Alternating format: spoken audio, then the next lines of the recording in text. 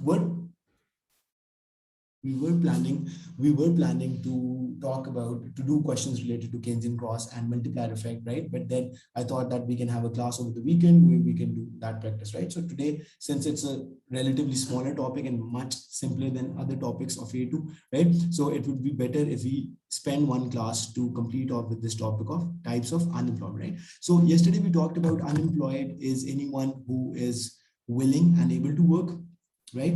And is actively looking for work, right? So there are three criteria that someone needs to meet to be defined as unemployed, right? So the first one is willing to work, right? Obviously, if you are not willing to work, even if you are above the age of working, you will not be defined as unemployed. Why? Because you're not interested in working in the first place, right? So you should be willing to work, able to work, right? That's important. Able to work means that you have someone is mentally and physically stable and sound to work, right?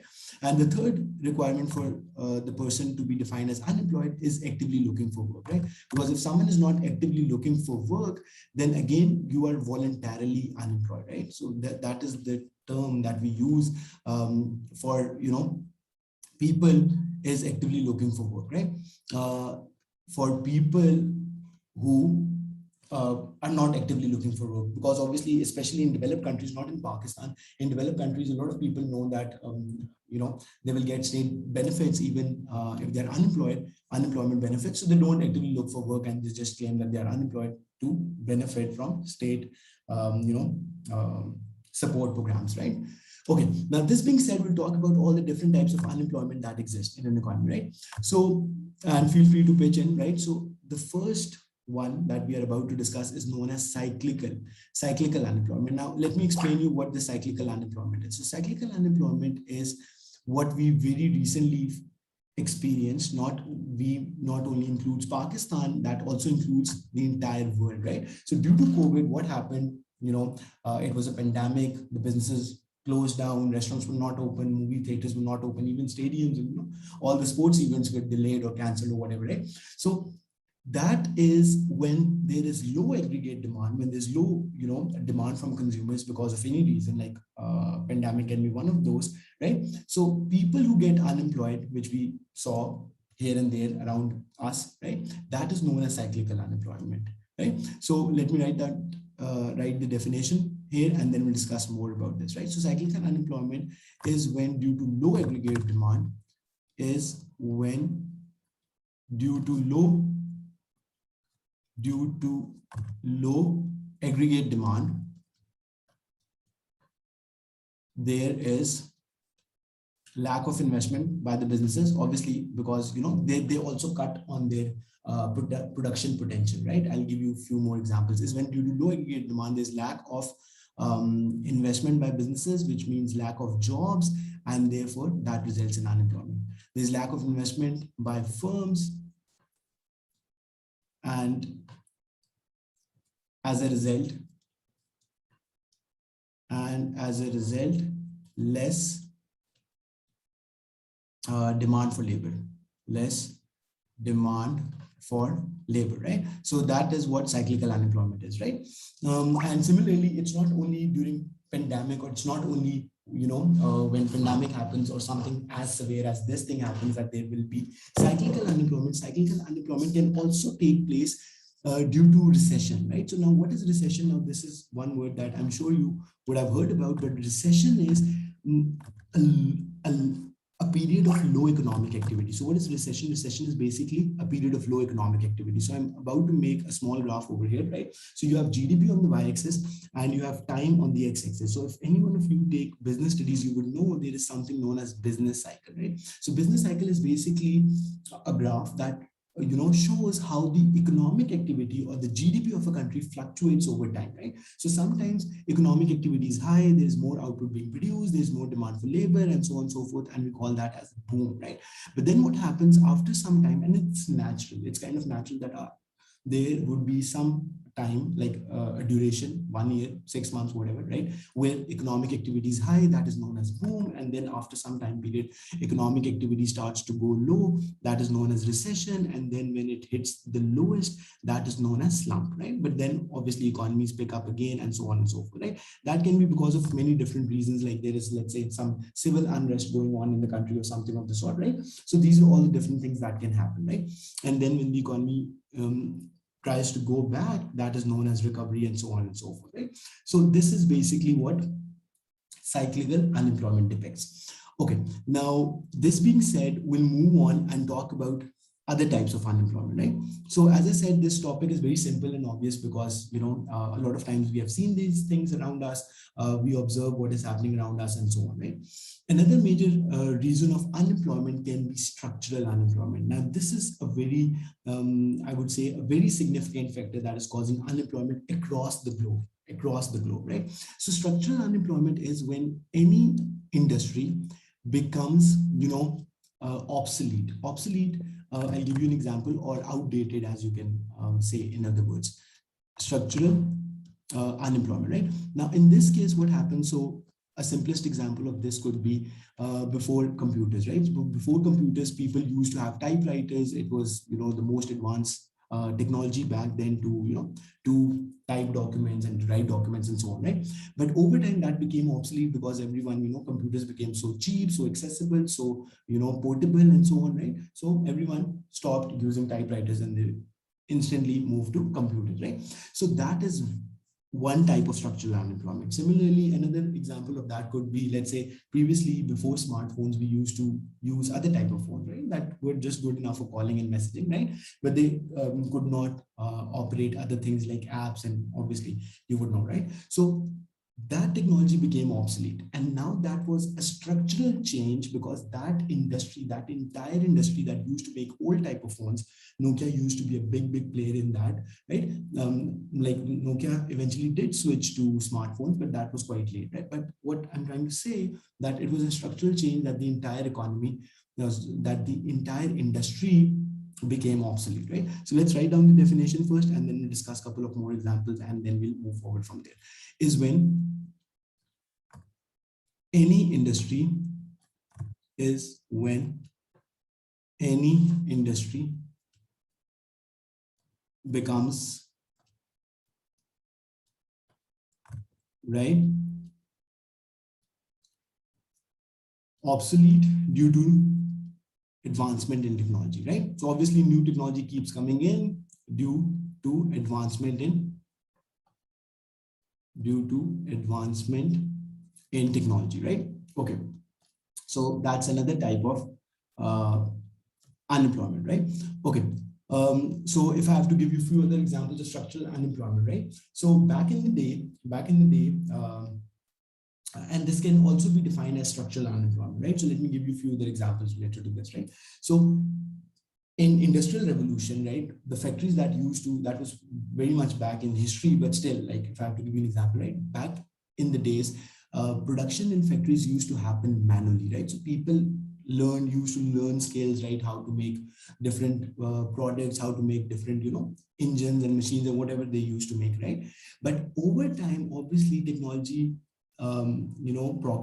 progressed so much that now everything is automated, right? So there are machines and factories that manufacture most of the product, except for a few, exceptions where labor is obviously needed, but that labor is also needed more to just monitor that whether the machine is operating correctly or not, right? So that is structural unemployment, or you can also say that this is technological unemployment. When new technology comes in, right? Another simple example of that could be like, pass-through gates. Now, all the security, most of the equipment that is used on different places like airports and so on. So there are different devices that can detect whether there is any harmful material in baggage, luggage, whatever, right? And you don't need that many people to manually, or, to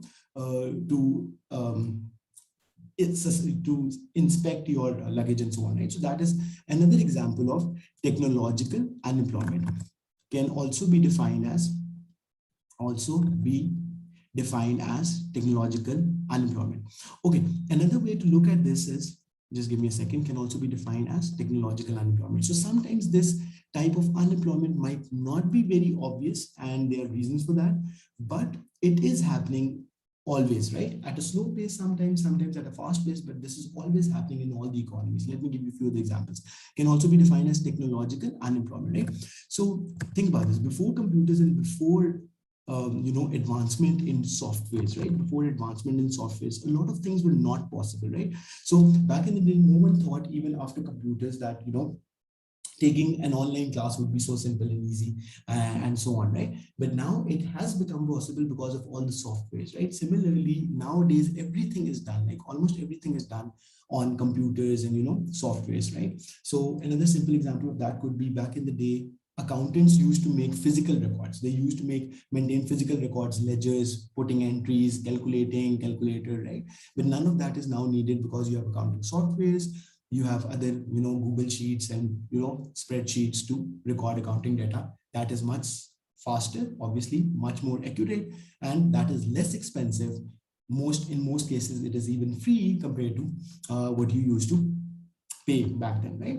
So anyone who hasn't coped up, now this is very important, any accountant who hasn't coped up with the changing technology, right, is quite likely to get unemployed. Similarly, a lot of other people who, let's say, they were craftsmen who had learned a certain type of craft, let's say how to make, crockery, or how to make, other things. But that was a skill. They never learned how to operate a machinery. So until unless they will not learn, when there's advancement and technology taking place, and they don't learn how to operate a machinery, they will most probably get unemployed. We'll also talk about, after we have completed all the different types of unemployment in today's class, we'll also talk about what are the possible solutions, how government can try to reduce this problem, or how the government can try to overcome that type of unemployment, right? Okay, now we have talked about, so far we have talked about cyclical unemployment, which happens because of low level of economic activity, which can also be due to recession in an economy. So that was the first one that we talked about. Then another one was structural, which is another very important cause of unemployment in a lot of different countries. You can also call this technological unemployment, right? That when new technology is discovered, the previous technology becomes outdated and stuff like that, right? Okay, now these two being said, now these two being discussed, we'll move on to talk about other types. Then there can be some sort of seasonal unemployment. There are few industries which only have seasonal demand. How so? Let me explain, right? So if an ideal example of this could be, some countries have seasonal tourism in the sense that some areas are not accessible in winters, like even in the case of Pakistan, the northern areas are not accessible because there's too much of snow, the roads get blocked, and there are a lot of other problems that people can't cope up with, right? So all the people who are associated with tourism industry over there, right, like people who are working in the hotels, people who are working as, I don't know, hotel managers, people who are working in different things, tourist guides and so on, right? So they lose their job. So the best solution for seasonal unemployment is that the government either can do this, or generally, if the economy is structured like that, then these people can find employment in other industries when they are not working in the main industry in which they are connected. So simplest, like putting it in more simpler words, anyone who's associated with tourism industry in Pakistan during winters would look for some other part-time work, because he or she would know that tourism would not take place, or not that much at least, right? When people, certain industries have seasonal demand, certain industries have seasonal demand, and therefore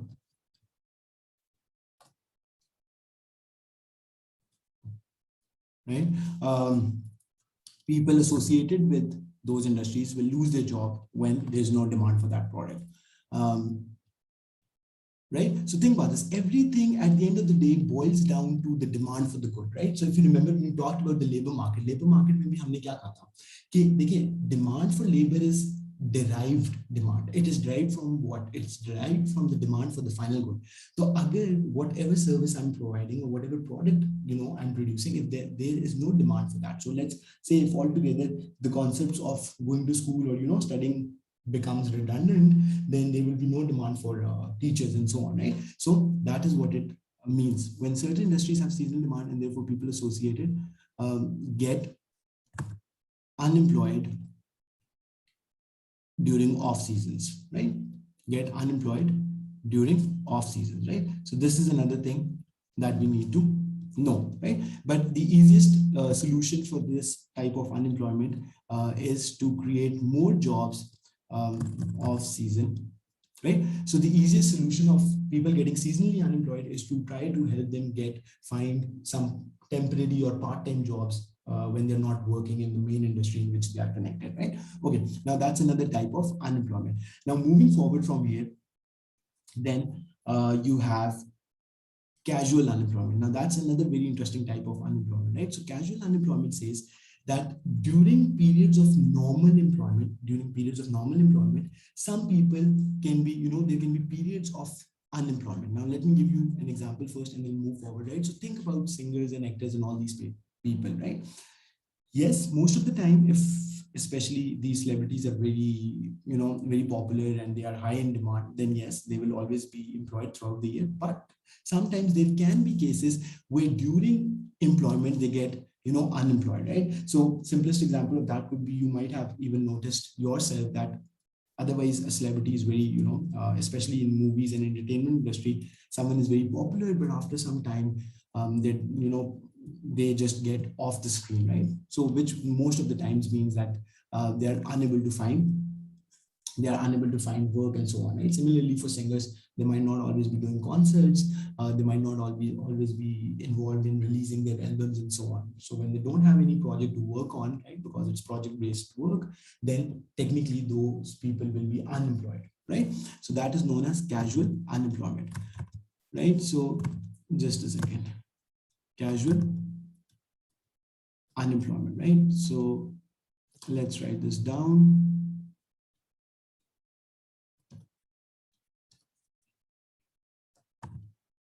When during normal periods of employment, periods of employment,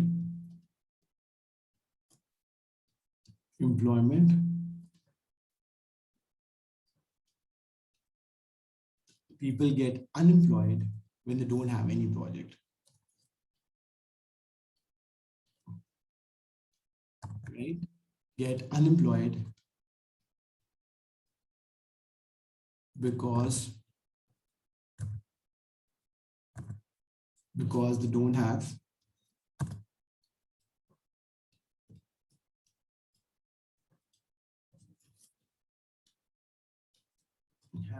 any ongoing project,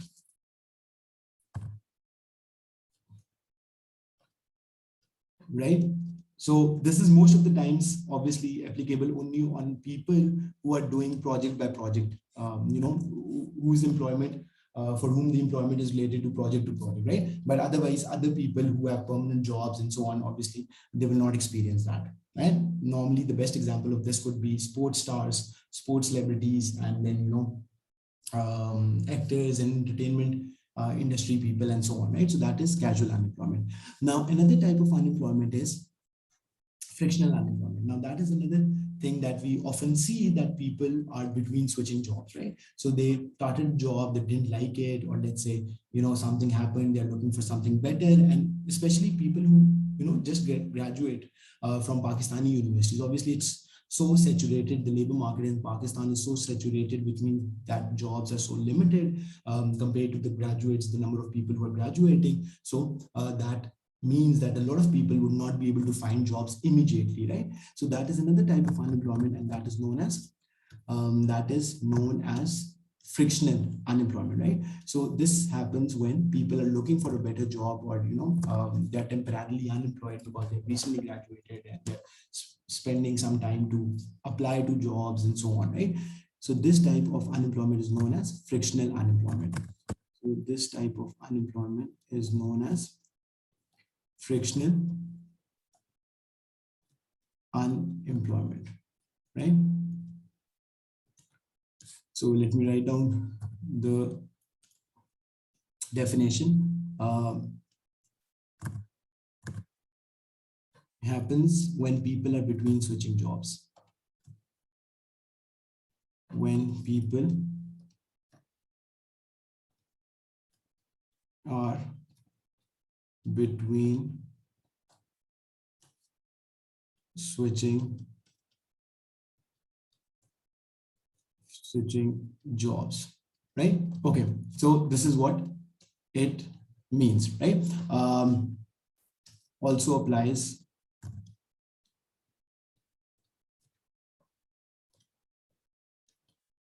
to fresh graduates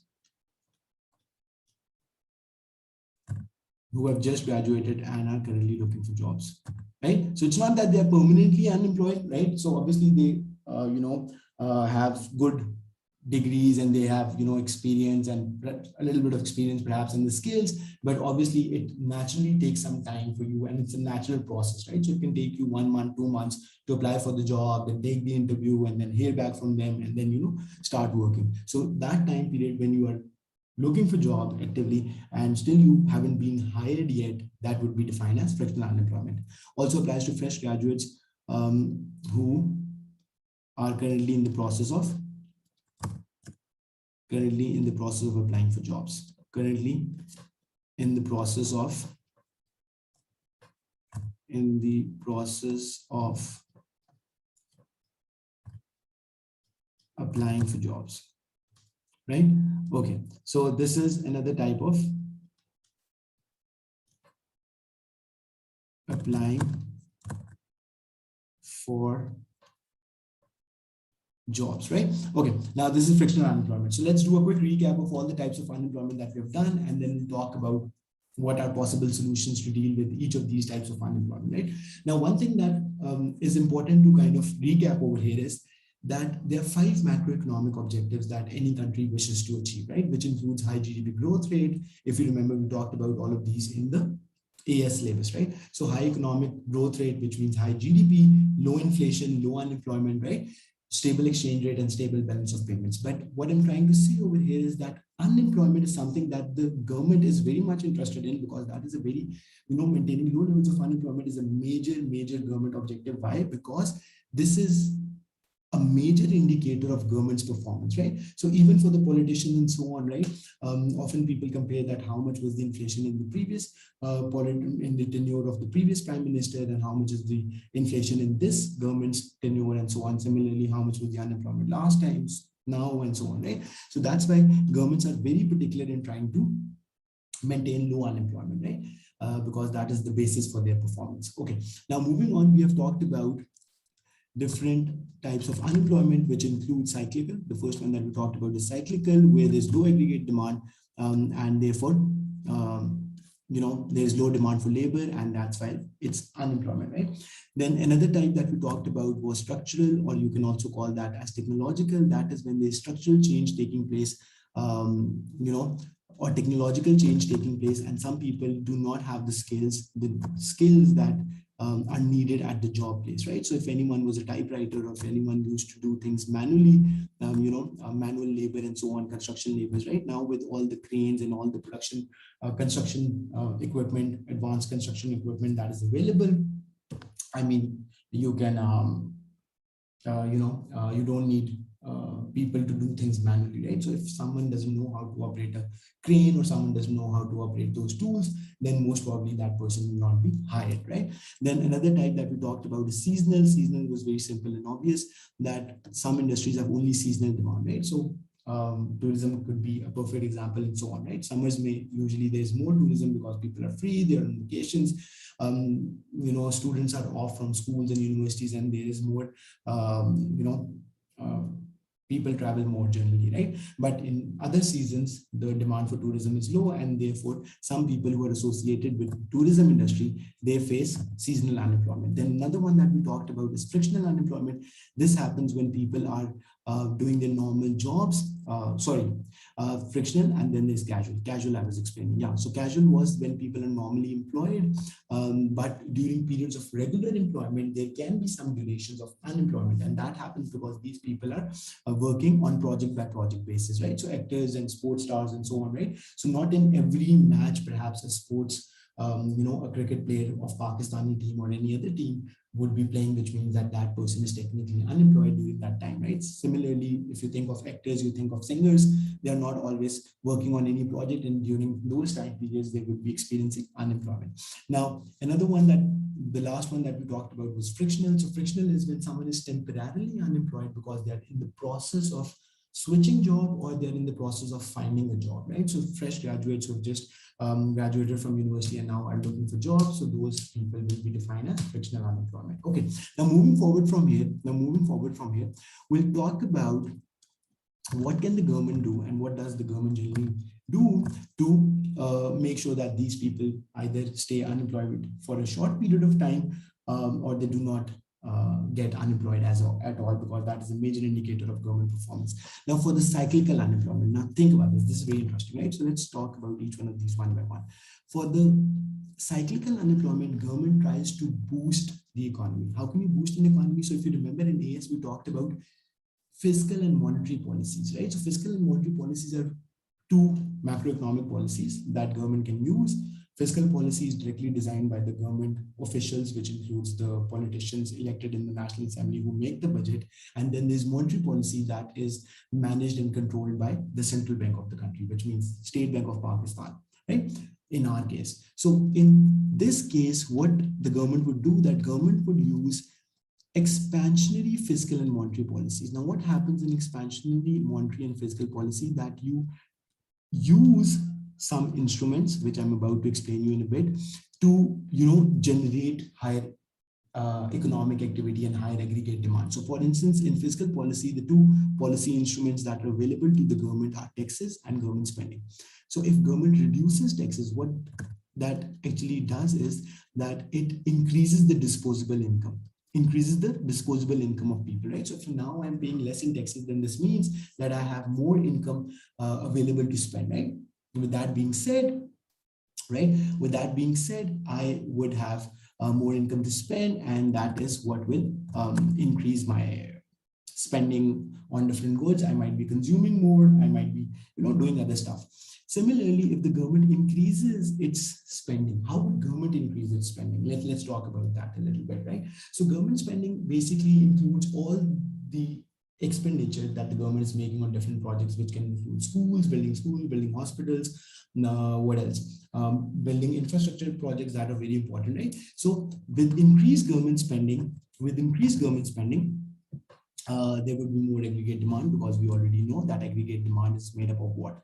It is made up of 5 components, which includes consumption, investment, government spending, plus exports minus imports. With that being said, right, what would that do is that it would boost your aggregate demand and there will be overall more economic activity, right? Okay, now for the monetary policy, the thing is it's controlled by the central bank, as we discussed.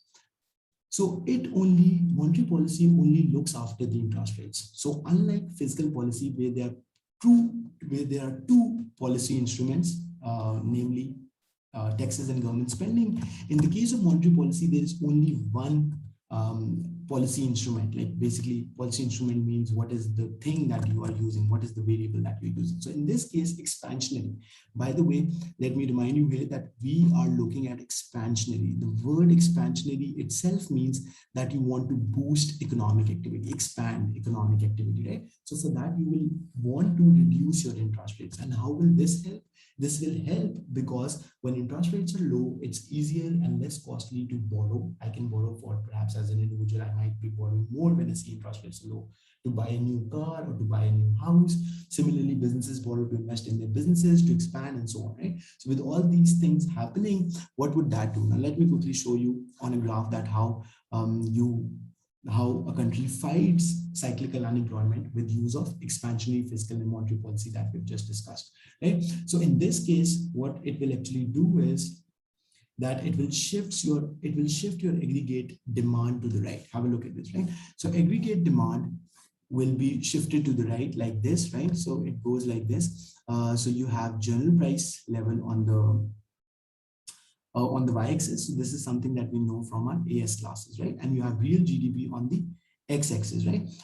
So that is what it is, right?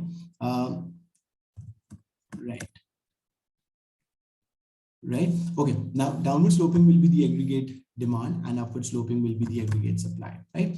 Now, initial equilibrium in the economy was where these two were intersecting, right? So where these two were intersecting, right? That was the aggregate, that was the real GDP of an economy, right? So just a second. So this was your real GDP initially, and this was your general price level. Now with expansionary fiscal and monetary policy, now have a look at this. So with expansionary monetary and fiscal policy, as we just discussed, either the government will be spending more or there will be less taxes. In any case, your components of aggregate demand will increase, which means your aggregate demand will shift overall, right? Which shift to the right. When that happens, what happens? You'll reach a new equilibrium. You'll reach a new equilibrium where the general price level would rise, which is kind of inflation, and that is bad.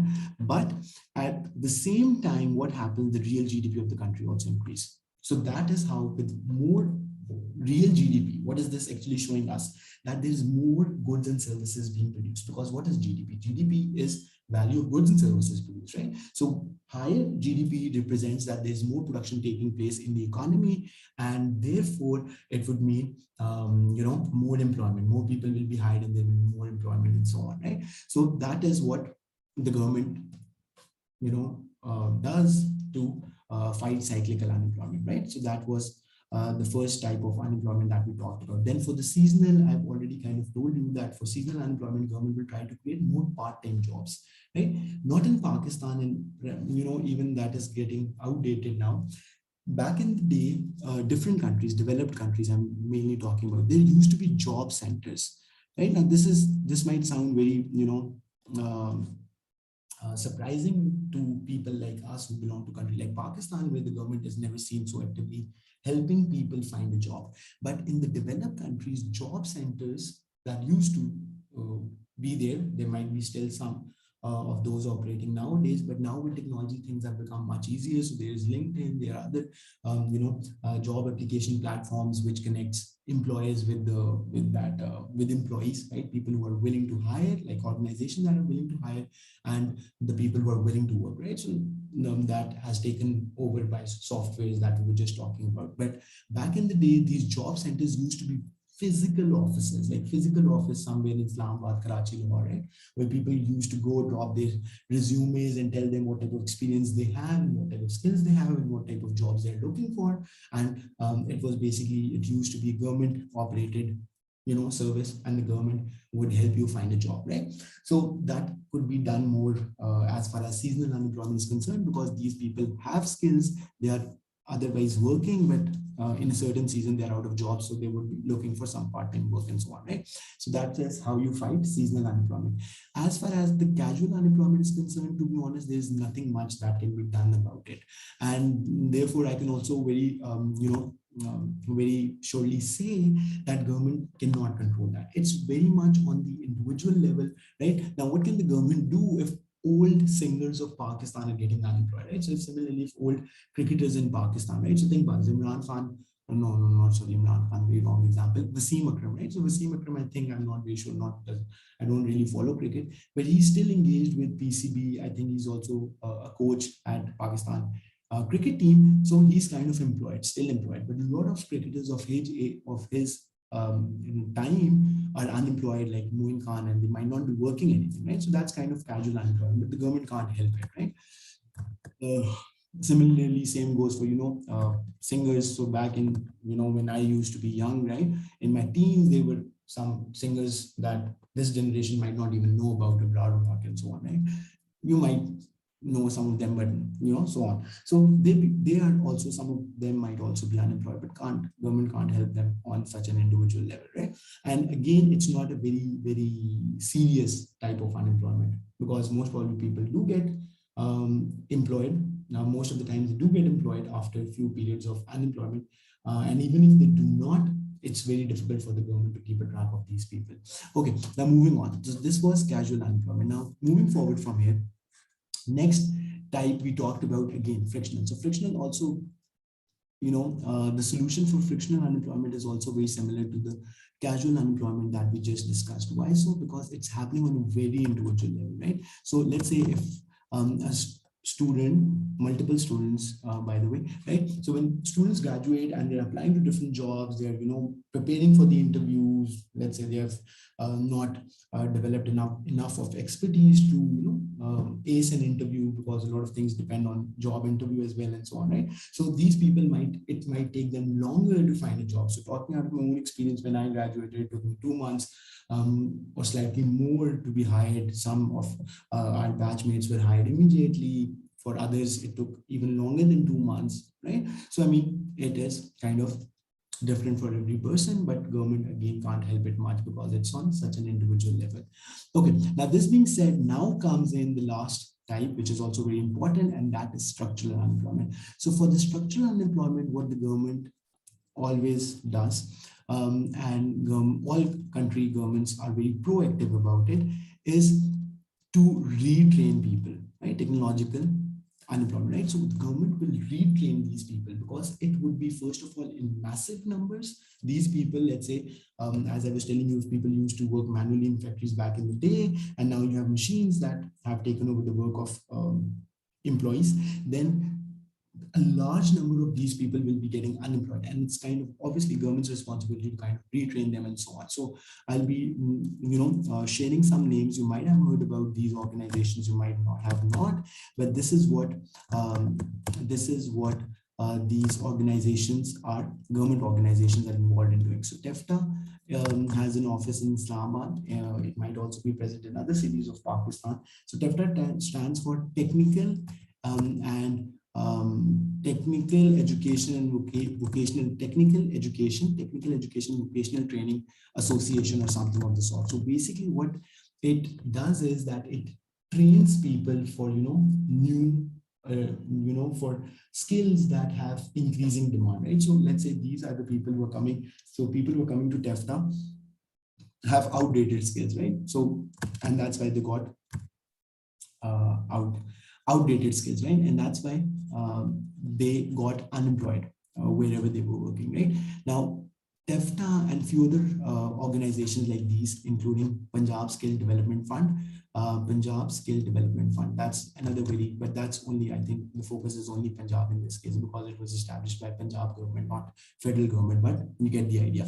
So they have outdated skills, and then these organizations train them in new skills. So this is how basically all of this operates, right? So structural unemployment and cyclical unemployment are two types of unemployment which are directly controlled by the government. Like government kind of directly make sure that government tries to keep it at the lowest possible. Why? Because firstly, these people are in large numbers, like even pandemic, right? USA used to give people who got unemployed, and all the other developed countries as well, they used to give relief packages and stipend kind of. Every household used to get a certain amount, I guess in US dollars. It was in US it was $1,500 a month or something, right? So for some people it can be huge, for some people it can be very less, but whatever it is, right?